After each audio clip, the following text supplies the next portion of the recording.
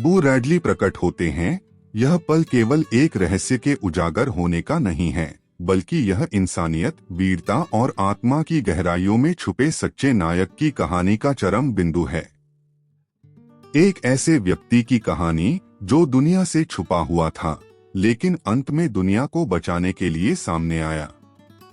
Halloween की उस भयावह रात की कल्पना कीजिए। चारों ओर अंधेरा, निःशब्दता और दो मासूम बच्चे स्काउट और जेम अपने घर लौट रहे हैं। परंतु उस अंधेरे में कहीं एक खतरनाक इरादा भी छिपा हुआ है। बॉब यूएल का कायरतापूर्ण बदला। और फिर होता है हमला, अचानक, बेरहम और प्राणघातक। जेम बुरी तरह घायल होता है। स्काउट डर के मारे कांपती है। लेकिन तभी एक छाया उभरती है, बू रैडली, जिसे पूरा कस्बा एक डरावना व्यक्ति मानता था, जो वर्षों से अपने घर से बाहर नहीं निकला था। वही बू रैडली बच्चों की रक्षा के लिए आगे आता है और अपने शांत, सधे हुए लेकिन निर्णायक कदमों के साथ बॉब यूएल का अंत करता है। यह हत्या नहीं, आत्मरक्षा थी, लेकिन उससे भी अधिक यह करुणा और सच्ची वीरता की पराकाष्ठा थी।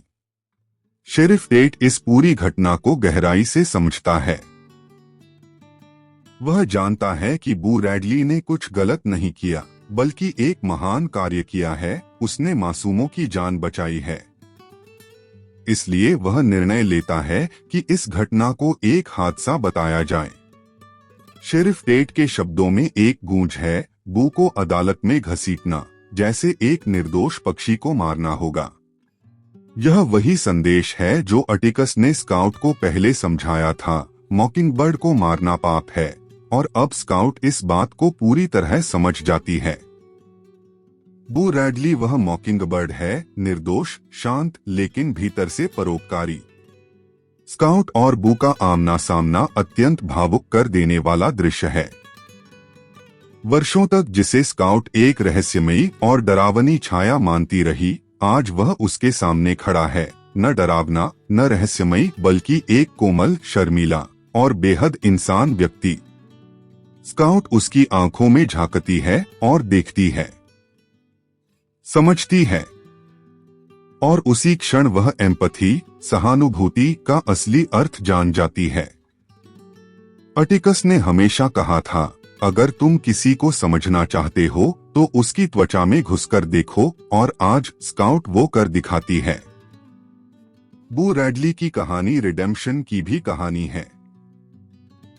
समाज द्वारा त्यागा गया, गलतफहमियों का शिकार बना एक व्यक्ति जो अंत में अपनी मानवता के बल पर एक असाधारण नायक बन जाता है।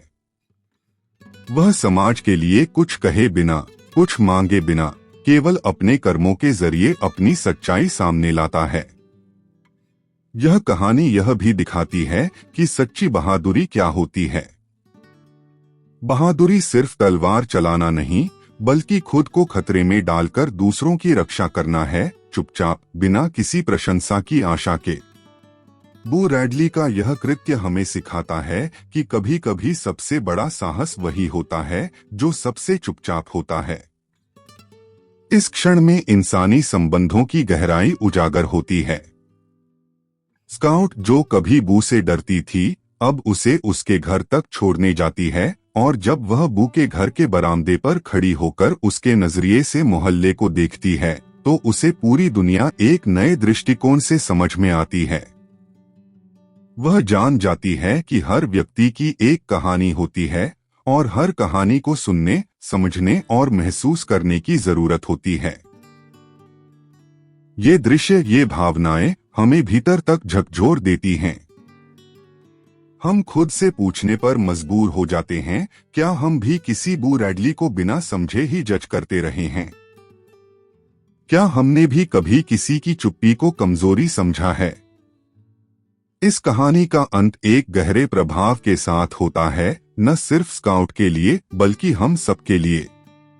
ये सिर्फ एक उपन्यास की कहानी नहीं है, बल्कि ये एक आईना है जिसमें हम अपने पूर्वाग्रह, अपने डर और अपनी समझ की सीमा देख सकते हैं। बू रैडली का प्रकट होना इस बात का प्रतीक है कि सच्चाई, अच्छाई और मानवता कभी हारती नहीं, भले ही वो कितनी भी छिपी हुई क्यों न हो। और अंततः यही भावना हमें बदलने की, बेहतर इंसान बनने की प्रेरणा देती है। तो याद रखिए, सच्चा नायक वह नहीं जो मंच पर चमकता है, सच्चा नायक वह होता है जो अंधेरे में चुपचाप इंसानियत की लौ जलाए रखता है। बू रैडली एक चुप नायक, एक सच्चा इंसान और इंसानियत का जीवंत प्रतीक।